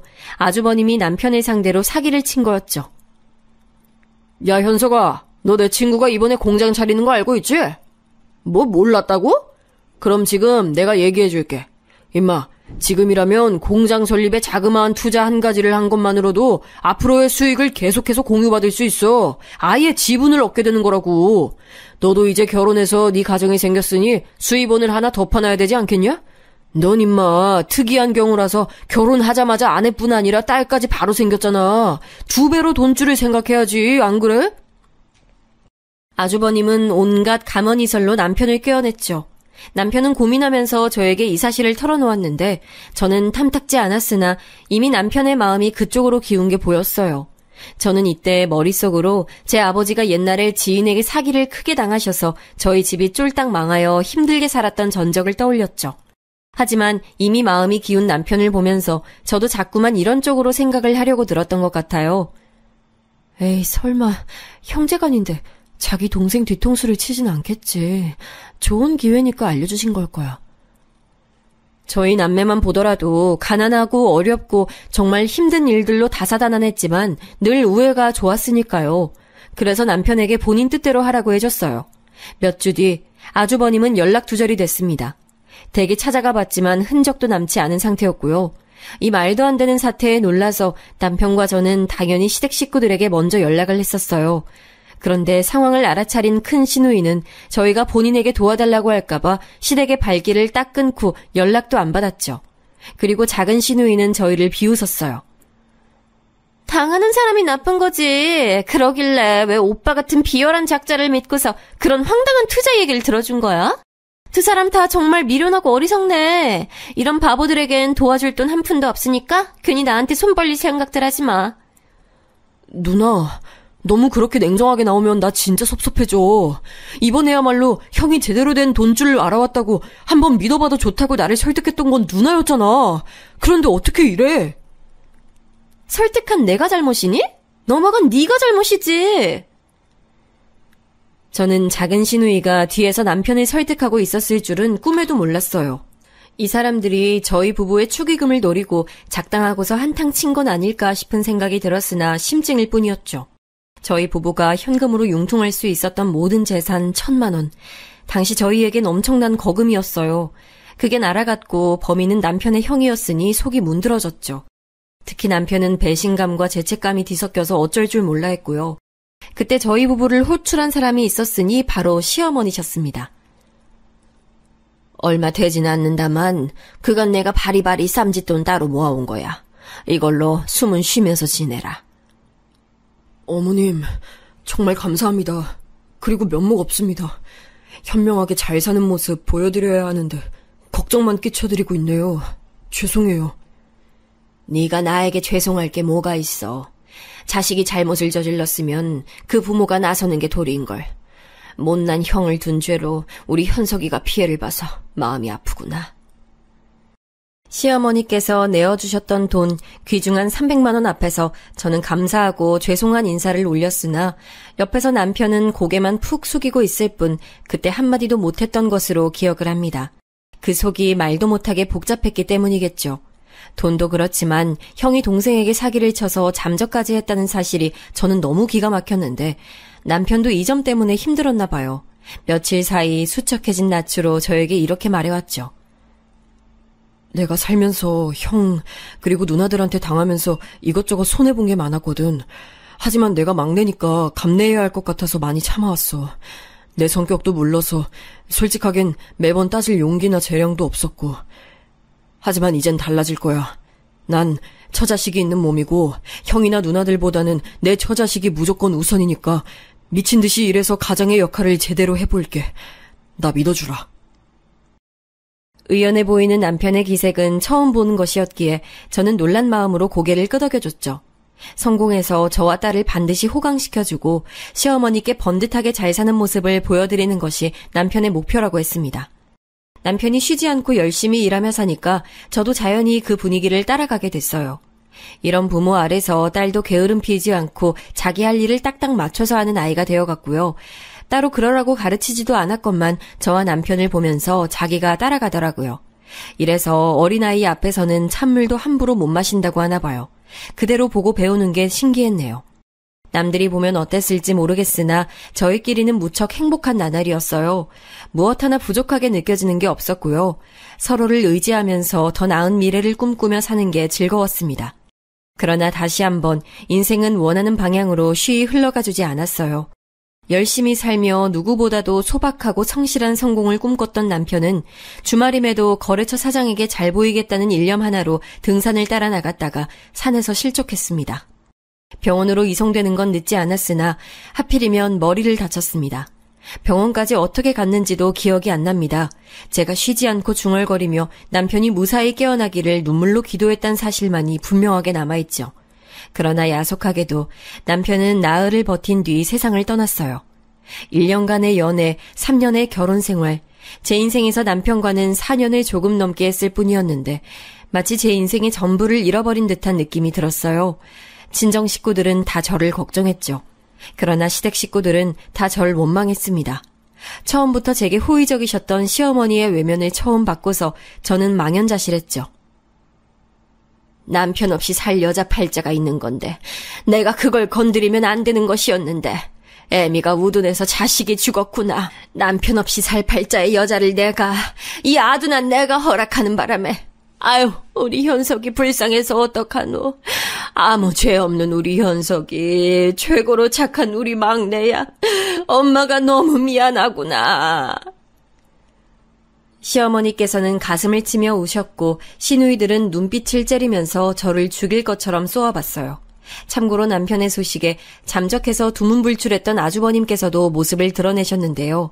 그때는 워낙 경황이 없고 제정신이 아니라 차마 짚고 넘어가지 못했는데 아주버님께서 금방 나타나셨다는 것은 시누이들 중에 누군가가 연락을 이어가고 있었다는 얘기가 됐죠. 혹은 2명 다일 수도 있고요. 가증스럽게도 아주버님께서는 눈물을 훔치시며 남편의 죽음을 애도하셨죠. 그러면서도 영정 앞에서나마 미안하다 소리는 입에 안 올리셨고요. 너를 보면 우리 현석이가 생각나고 내 잘못이 생각나니 앞으로 너를 내가 차마 보면서 살 순 없겠다. 너도 이해하지? 어머님, 그 심정 제가 감히 어떻게 이해를 할 수 있겠어요. 다만 앞으로 어머님이 어찌 지내실지 제가 그 걱정이 돼서 영영 곁을 떠나는 것이 마음에 걸려요. 네가 왜 걱정을 하니? 내 걱정을 하고 내 곁을 지킬 내 자식들이 있는데 내 막내 아들 잡아먹은 주제에 입속에 혀처럼 굴지 말고 내 눈앞에서 사라져! 제 남편과는 결이 달랐던 성정이 좋지 않고 효심마저 얕아 보이는 시누이 둘, 아주버님 하나, 그 곁에서 과연 시어머니께서 외로이 지내시지 않고 잘 추스르실 수 있을까 염려가 되었습니다만 제가 그런 티를 낼 수가 없었죠. 막내 아들을 잃은 슬픔으로 격양되어 있는 시어머니께 제가 그 어떤 말씀도 더 드릴 수가 없었네요. 네, 알겠습니다. 제가 떠나겠습니다. 멀리 가서 살겠습니다. 2번 다시는 얼굴 비치지 않겠습니다. 그런데 영영 떠나기 전에 마지막 인사 한 번만 드리러 올게요. 제가 조용히 말씀을 드렸을 때 구석에서 팔짱을 낀 채로 지켜보고 있었던 작은 시누이가 코웃음을 쳤어요. 그러더니 제게 다가와서 제 뺨을 갈겼죠. 또 오긴 왜 와? 오지마, 불길하니까. 우리 언니가 너 처음부터 별로라고 기가 드세서 재수 없다고 했을 때부터 사실 난 알아봤었어. 네가 불운한 존재라는 걸. 저는 맞은 뺨을 부여잡고 있었는데 시어머니께서는 제 쪽을 쳐다보지도 않으셨어요. 그의 씁쓸함을 느낀 제가 꾸벅 목례만 드리고 시댁을 벗어났었죠. 보름 후 저는 이사갈 정리를 다 끝내고 망설임 끝에 시어머니를 찾아뵀어요. 수척하게 기력이 쇠하신 시어머니께서는 그럼에도 제게 손수 문을 열어주셨습니다. 그리고 저에게 반지 2개를 건네셨어요. 은색의 반지들을 보며 제가 영문을 몰라하고 있는데 시어머니께서 나지막하게 말씀하셨죠. 시집 오고 얼마 안 됐을 때 이웃들에게 못된 사기를 당해서 돈을 다 잃었었어. 굶어 죽지 않으려고 있는 거 다 팔았어야 했지. 오죽하면 시집 오면서 지어온 이불마저 다 팔았을까. 그러다 딱 하나 시집 오면서 내가 장만했던 것들 중에 유일하게 팔지 않고 남아있던 것이 바로 비녀였어. 이제는 머리에 달지 않는 그 비녀로 만든 거야. 이거 너 주마. 지난 짧은 기간이나마 서로 좋은 인연을 맺었던 것에 대한 증표로 삼고 남은 인생 잘 살거라. 설마 시어머니께 그런 과거가 있었을 줄이야 상상도 못한 것이었어요. 어쩜 이렇게 결혼 직후 사기를 당하셨던 것마저 저와 일치할 수가 있는지 묘한 씁쓸함이 저를 휘감았네요. 보름 전과는 다르게 저를 향한 원망의 화살을 어느 정도 거두시고 상태가 갈무리 된 시어머니께서는 고요해 보이셨고 또 벌써부터 외로워 보이셨어요. 그래서 저는 제 손바닥 위에 있는 반지를 2개를 가만히 보다가 1개를 집어들었습니다. 어머님, 저는 1개만 가져가겠습니다. 증표라는 건 서로가 나눠야 의미가 확실하니까요. 그동안 감사했고 많이 죄송했습니다. 건강하세요. 눈물이 왈칵 쏟아져서 시어머니를 다시 쳐다보지 못하고 얼른 돌아섰어요. 그게 마지막이었습니다. 저는 남동생이 일 다니면서 자취하고 있었던 지역으로 갔어요. 그래야 엄마가 남동생에 대한 걱정을 덜어내실 것 같았고 그곳이 친정으로 가기도 용이한 위치였고 딸이 학교 다니기에도 적당한 동네였기 때문이었죠.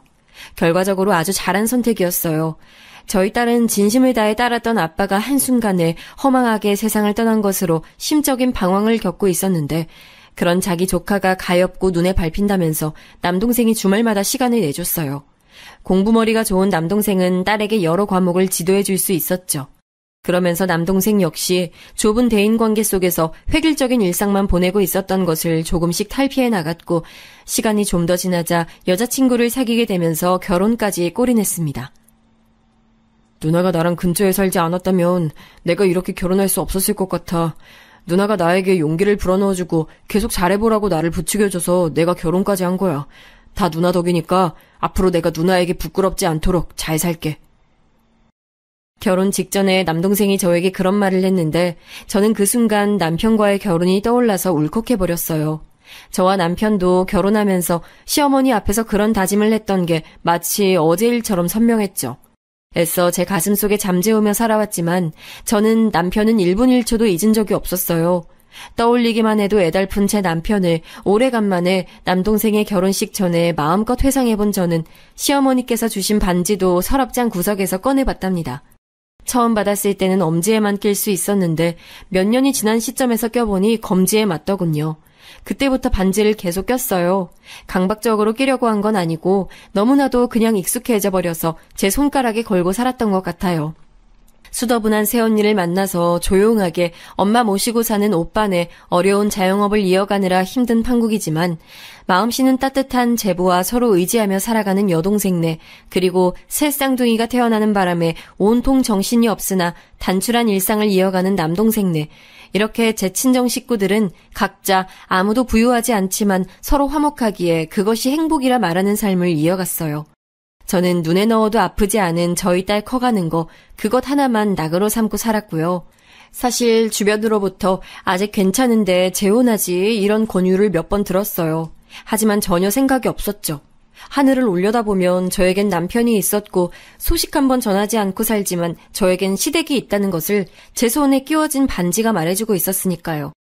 시간은 쏜살같이 흘러갔고 어느새 저희 딸이 대입 입시로 씨름하는 수험생이 되어 있었습니다. 그날은 날짜상으론 분명히 초가을인데 이상하게 한여름처럼 갑자기 더워졌던 날이었어요. 우리 귀여운 새쌍둥이 조카들이 죄다 아토피인지 하는 피부염에 걸려서 작년부터 고생 중인데 날이 시원하면 그나마 낫다고 하던데 오늘 갑자기 이렇게 더워서 조카들 또 가렵고 힘들어하면 어떡하지? 괜히 속상하네. 그런 걱정을 하면서 제가 떡집에 출근을 했죠. 시내 초입에 있는 떡집은 저보다 딱 10살 많으신 여자 사장님 그리고 저 이렇게 둘이서 운영을 했습니다. 원래는 사장님이 사촌 2분과 차려서 운영을 하셨다가 그 2분과 크게 싸우시는 바람에 틀어져서 혼자 맡게 되신 거였어요. 그러다가 직원을 뽑으셨는데 그때 조건이 초보여도 좋으니까 의견 내세우지 않으실 분이었답니다. 제가 그 공고를 직접 보고 간 건 아니었고 이웃의 애기 엄마가 저에게 그 자리를 알려줘서 지원한 것이었죠. 애기 엄마가 그 떡집 단골이었거든요. 떡이 대단히 맛있다거나 장사가 상당히 잘 된다거나 그러지 않았어요. 안 바쁘니까 저 같은 초보의 일손만 보태도 운영이 됐던 것이죠. 그나마 운영 비결이라 함은 동네 사람들이 와서 이런저런 대화도 나누며 사랑방처럼 시간을 보내다가 떡 2팩씩 사가는 것이었답니다. 그날도 마찬가지였는데 대화를 이어가시던 한 손님이 문득 제 손을 빤히 보더니 이런 말씀을 하시는 거예요. 어라? 나 얼마 전에 딱 그렇게 생긴 반지 봤는데 무늬 들어간 것도 좀 특이하고 반지 자체가 생긴 게 투박해서 뭐 이런 반지가 다 있나 했구만 여기서 또 보네. 혹시 유행인가? 네? 이렇게 생긴 반지를 보셨다고요? 똑같은 거요? 이거 시중 제품 아니라서 그럴 리가 없는데 혹시 어디서 보셨어요? 내가 장구 치는 거 배우러 다니잖아. 가끔 요양원 같은 데로 무료 공연도 가는데 거기서 봤어요. 내가 정확히 기억나는 게 공연 보면서도 호응 없이 조용히 앉아있는 할매가 기운 없는 기색하고는 영 딴판으로 반지를 떡 끼고 있길래 유심히 봤다니까요. 뭐라고요? 요양원이요? 그럴 연세가 아직 아니신데 어떻게 거기가 어디예요? 이 반지 낀 분 계신다는 요양원이요. 세상에 이런 일이 다 있나 싶었어요. 살면서 내내 한번 연락드려야지, 찾아뵈어야지. 근데 내가 그래도 될까 이런 생각을 했던 저는 시어머니를 제 안에서 잊은 적이 없었어요. 잘 살고 계신지 궁금할 때가 태반이었죠. 그런데 이런 식으로 근황을 접하게 될 줄은 상상도 못했어요. 당장에 요양원으로 찾아간 저는 도착하자마자 다리에 힘이 풀렸습니다. 요양원 앞뜰에 나와 계신 분, 덩치가 왜소하고 기력이 없어 보이시는 그분은 바로 제 시어머니셨어요. 그리고 옆모습이 정말 세상 떠난 제 남편과 많이 닮으셨더군요. 씨도둑은 못한다는 말이 왜 나왔는지 그때 깨달았네요. 남편을 연상시키는 시어머니께 저는 조심스레 다가갔고 이내 그분도 저를 보셨어요. 네가 여기는 어떻게 알고 찾아왔니? 설마 나 말고 따로 여기에 아는 사람이 있어서 왔을 것 같진 않고. 어머님은 여전히 저에게 먼저 말을 걸어주시는군요. 그런데 모습은 왜 이렇게 여전하지 않으세요? 살이 왜 이렇게 빠지셨어요? 그리고 왜 여기 계신 거예요? 어머님 자식들은 뭐 하길래 어머님이 여기서 이렇게 지내고 계신 거냐고요?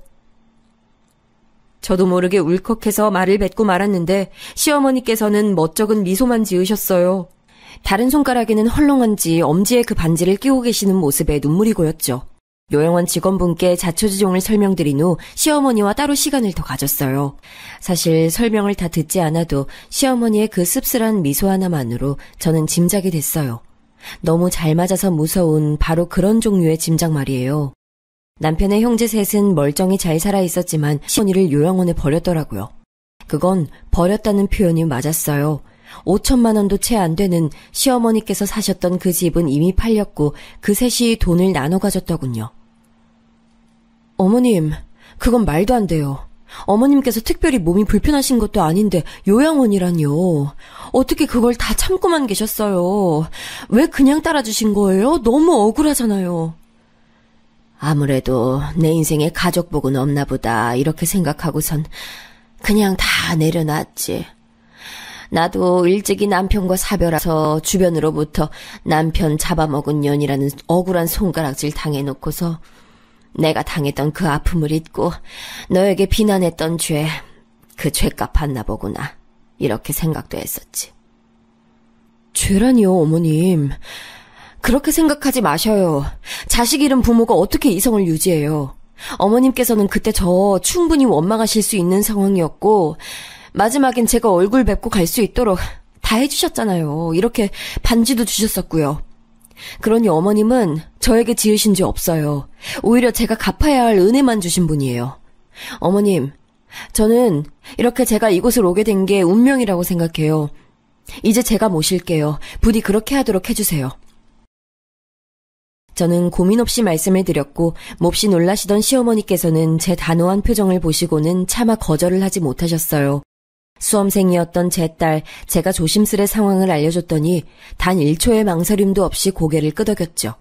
시어머니를 모시고 오는 과정에서 요양원을 통해 큰 시누이와 연락이 닿았고요. 옳게, 그동안 남자 새로 만나서 살림이나 차리고 살 줄 알았는데 그게 아니었나 봐. 우리 엄마를 모시겠다니 뭔 바람이 불어서 지랄 떠는진 모르겠지만 우리 남매한테 그걸로 돈 뜯어낼 작정이라면 씨알도 안 먹힐 거란 건 내가 미리 말해둘게.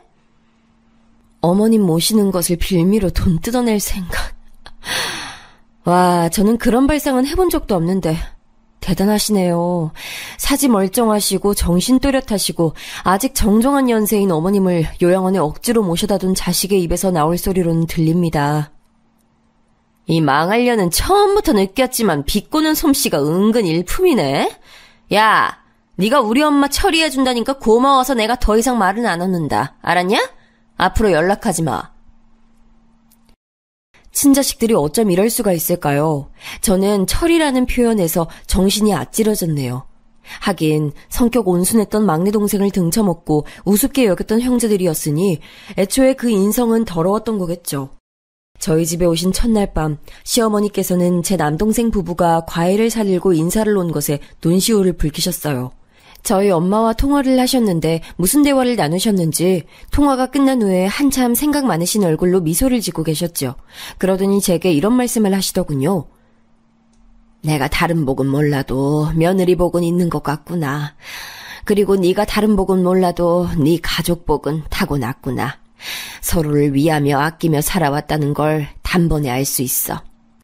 부디 너와 피를 나눈 사람들 모두에게 복이 가득하길 내가 빌어보마. 요양원에서 생기를 잃어가던 날 꺼내와줘서 정말 고맙다. 그 말씀을 듣는데 정말 이상하게도 제 속이 시원하게 풀리는 듯한 기분이 들었어요. 그리고 마음이 편해지더군요. 지금 생각해보면 그때가 엄청난 전환점이었던 것 같아요. 그 이후로 제게 믿을 수 없는 일들이 연속해서 일어났으니까요. 오빠랑 새언니가 저희 엄마를 모시고 살던 그 집이 재개발 특수를 맡게 됐어요. 전혀 예상하지 못했던 터라 모두가 어안이 벙벙했는데 돈 욕심 부리면서 오래 버틸 생각이 오빠에겐 없었어요. 그래서 원래 집값보다 2배가 뛰었던 시점에 그냥 팔아버렸죠. 그것만 해도 엄청난 이득이었고 좋은 집으로 이사갈 수 있었어요. 그런데 오빠네가 그 집을 나온 이후 재개발 진행이 지지부진하게 되어서 남은 사람들은 계속해서 손가락만 빨며 지냈답니다. 오빠네는 이사를 전세로 갔고 남은 돈으로는 과감하게 다른 집을 구입했어요. 이때 여동생과 제부가 있던 돈 털어서 도움도 줬고요. 그런데 이 구입한 집의 가격이 천정부지로 솟은 거예요. 아니, 대체 거기 집값이 왜 그렇게 오른 거지? 난 부동산 공부하는 사람도 아니라서 당최 모르겠는데. 더 오른다고 하지만 그런 욕심까진 안 부리련다. 그냥 지금 팔련다. 오빠가 고심 끝에 그런 결정을 했을 때 새언니도 욕심 더 안 부리고 동의했죠. 심지어 그거 팔아서 여동생과 제부에게 돈을 다 줬어요. 저나 남동생네는 욕심 안 부리고 거절했어요. 왜냐하면 여동생 부부는 자영업을 하고 있었기 때문에 크게 자금이 필요한 시점이었거든요. 여동생이 눈에 불을 켜고 성공 다짐을 하더니 놀라운 결과를 냈어요. 장사가 그냥 대박도 아니고 초대박이 터진 거예요. 여동생과 제부 지원하에 남동생네가 공기 좋고 물 좋은 곳으로 이사를 갔어요. 그리고 거기서 지내면서 새쌍둥이 조카들의 피부가 엄청 좋아졌죠. 그 덕분에 남동생 부부가 얼마나 웃음꽃이 폈나 몰라요. 제게도 놀라운 일이 있었는데 제가 일하던 떡집 사장님이 갑자기 집안 사정상 멀리 거주지를 옮기게 되시면서 제게 그 떡집을 넘겨주신 거예요. 얼떨결에 사실상 공짜로 저는 모든 것을 이어받게 됐어요. 문제는 제가 철저히 보조로만 일을 하고 판매만 했을 뿐 떡을 만들 줄 몰랐다는 거죠. 여기서 등장한 사람이 바로 제 시어머니셨어요. 왕년에 자식들 위해 돈 벌러 안 해보신 일이 없었던 시어머니께서는 심지어 떡도 만들 줄 아셨고 기계에 대한 이해도 높으셨으며 현재 떡집 운영 중인 지인도 두고 계셨어요. 그러고 보니 시어머니께서는 은근 발이 넓으셔서 저랑 남편 결혼할 때도 식장을 알아봐 주셨었죠. 이런 대단하신 분이 폐륜적인 자식들을 잘못 두셔서 요양원에서만 사실 뻔했다니 모골이 송연했네요. 떡집 하시는 시어머니의 옛 지인분께 도움을 받아서 제가 이것저것 배울 수 있었어요. 그리고 제게 애초에 떡집 일자리를 소개해줬던 이웃 애기 엄마가 인터넷을 잘하더라고요. 그걸로 제가 이어받은 떡집을 홍보해줬어요. 저는 컴퓨터고 인터넷이고 이런 거 잘 몰랐으니까 그게 무슨 효과가 있나 싶었는데 엄청났습니다. 과장을 좀 보태자면 문전성시였어요. 또 정말 놀라운 사실이 이건 기적이라고 부를 수밖에 없는 게 서울소재대학에 턱걸이로 들어갈까 말까였던 성적을 지니고 있었던 제 딸이 수능에서 대박을 터뜨린 거예요. 소위 스카이라고 불리는 3대 명문대 중인 한 곳 연세대학교에 제 딸이 당당히 입학을 했습니다. 저희 엄마와 오빠가 그때 어찌나 좋아하던지 명문대생 나왔다고 울고불고 난리도 아니었네요. 딸은 공로를 시어머니께 돌렸어요. 할머니, 이건 제 기분 탓일 수도 있는데요. 전 이상하게 할머니께서 저희 집에 오신 이후로 모든 일이 순식간에 다 잘 풀리고 있다는 생각이 들어요. 마치 저희 집 엉킨 실타래를 할머니가 쫙 풀어주신 느낌이랄까요? 딸의 애교 섞인 말을 들으며 저와 시어머니는 한박 웃음을 지었죠. 서로 마주보면서 말이에요. 이런 행복을 누리고 있던 때 반대편에서는 불행이 도사리고 있었어요. 제 아주버님 되시는 그 작자 말입니다. 결국엔 사기죄로 재판까지 갔다가 감옥 갔어요. 그 소식을 듣고 그제서야 알았네요. 아주버님이 전과 팔범이라는 사실을요. 그리고 큰 신우는 결혼한 자기 아들이 바람 피워서 뒷목 잡았고요. 그냥 바람을 피운 게 아니라 20살짜리 보육원 출신 어린 여자애하고 눈이 맞았고 그 여자애가 임신을 했다네요. 이혼 소송이니 위자료니 친자검사니 하는 말들이 지저분하게 오가서 난리도 아니었다고 합니다. 너무 속상했던 탓일까요? 큰 신우는 음주운전을 하다가 외제차를 들이박았어요. 그 와중에 작은 신우이는 명품 짝퉁들을 진짜라고 속이면서 인터넷에서 팔다가 제대로 적발당해서 난리가 났고요. 작은 신우이 막내딸은 다니던 직장에서 하루아침에 쫓겨났대요. 사유가 유부남 상사와 바람을 피웠기 때문이었죠. 막내딸 본인이 결혼 준비 중이었다는 사실이 가장 황당합니다. 당연히 파혼당했고 상사 아내로부터 소송도 당했어요. 제가 이런 것들을 어떻게 알았는가 하면 시누이들이 저를 찾아와서 읍소를 해대는 바람에 알게 됐습니다. 큰 시누이가 오열부터 하더군요. 수리비만 지금 1억이 넘어 1억이. 1억인 이 집 개 이름인 줄 알아? 저기 올케. 미안한데 돈 좀 빌려줄 수 있을까? 조금이라도 좋으니까. 저를 대뜸 찾아오신 것도 놀라운데 돈 얘기 꺼내시니까 더 놀랍네요. 제가 어머님 모시고 사니까 제게 돈을 주셔야 하는 입장 아니세요? 돈을 달라고 하시면 안 되죠. 올케, 나 지금 장난하는 거 아니야. 나 정말 힘들어서 그래. 정말 죽을 것 같다고. 엄마, 제발 뭐라고 말씀 좀 해보세요. 형편 괜찮게 사는 며느리에게 우리 딸들 좀 도와달라고. 그거 한마디 하시는 것도 어려우세요? 뻔뻔하게 시어머니를 향해 그런 부탁도 하더군요. 하지만 시어머니께서는 그저 피식 웃으실 뿐이었습니다. 그 어떤 여지도 남기지 않는 깔끔하고 차가운 반응에 시누이들은 넋이 나가버렸고요. 이내 저와 시어머니 앞에서 천천히 무릎들을 꿇었습니다. 작은 시누이가 입술을 떨며 말했죠. 우리 남매는 몽땅 개박살이 났는데 올케는 잘 지낸 게 신기하네. 우리 엄마 신수가 화나신 걸 보면 잘 모신 것도 알겠어. 이왕 잘 살고 있는 김에 우리 엄마도 잘 모셔준 김에 우리까지 응?